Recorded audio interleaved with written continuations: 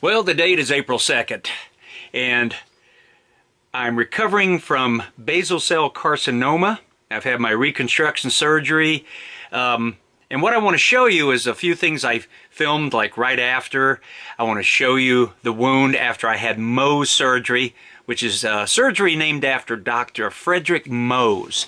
And he invented this surgery in the 1930s. So when you get basal cell carcinoma, they always say, well, you're lucky that's the only cancer you got. I've had melanoma. There's basal cell, there's squamous cell, and there's melanoma. And those are some of the skin cancers, and you don't want any of them.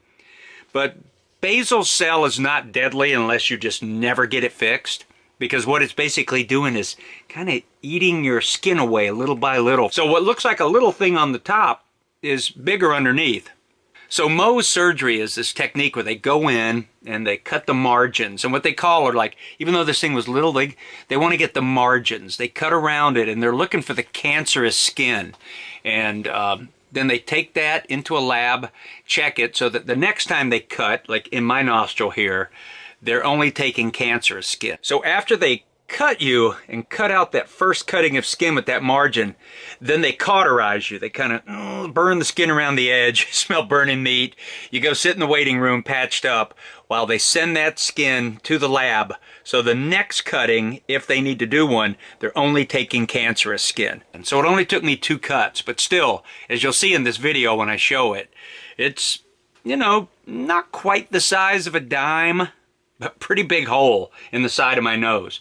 And at first I thought it was all the way through. It's not. There is membrane underneath, but it's kind of right down to that. So I just want to let you know, it's pretty graphic if you want to see that. So I'm going to put a little warning before I show it. If you're squeamish or don't like that kind of thing, just don't even watch this video. And that's why I have this bandage right here. I have my reconstruction going on. But because it's on the end of my nose, I just never realized how much I wipe my face or rub my nose. So this kind of protects me a little bit, and it reminds me that I have some skin sewn in there, plus a piece of gauze on top, a piece of medicated gauze they put on. So here's my little journey through the world of Mohs surgery, basal cell carcinoma, and getting my nose reconstructed, as they call it. What you looking at down there, Bean? Probably looking at the bandage on my old man nose here. Yeah, today I was one of those guys driving back from the dermatologist. People look in my window going, what's wrong with that fella's nose? He must have got cut in a knife fight. No, basal cell carcinoma. This Irish skin, it's always catching up with me. And I went in for my full body skin check last week, and just a little white thing on my nose right here I've been looking at for the last year, thinking it was nothing. It never bled or did anything. Basal cell carcinoma. So today I went in and I had to go in for Mohs surgery, and I've got like a big hole cut out of my nostril. Tomorrow I go see a plastic surgeon, and they're going to see what they can do about it.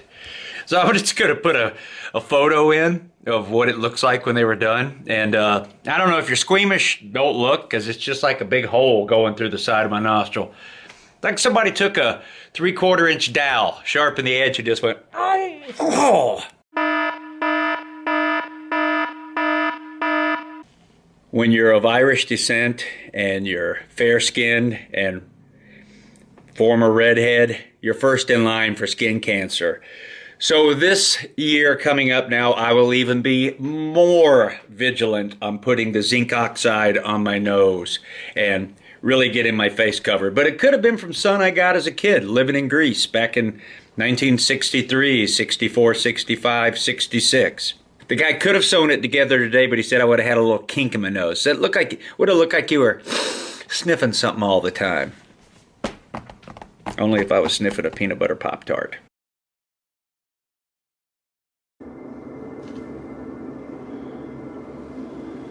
That's what we're looking at.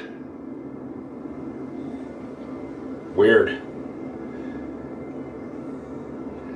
So I have to put a goop of Vaseline or Aquaphor on there and re-bandage it every day.